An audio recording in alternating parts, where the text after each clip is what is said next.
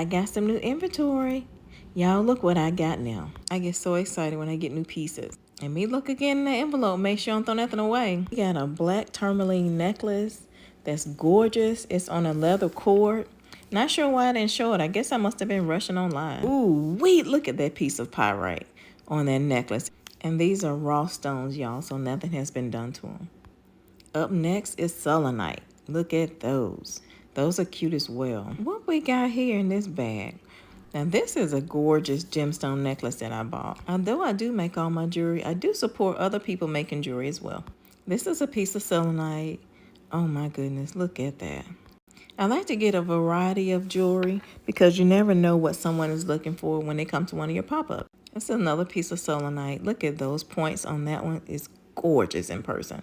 And what's in this bag right here? Beads. Look at those. Gorgeous orange fire agate. That's going to make a beautiful bracelet. Lastly, we have this gorgeous pendant. With this and the other stuff I'm making, my table going to be lit.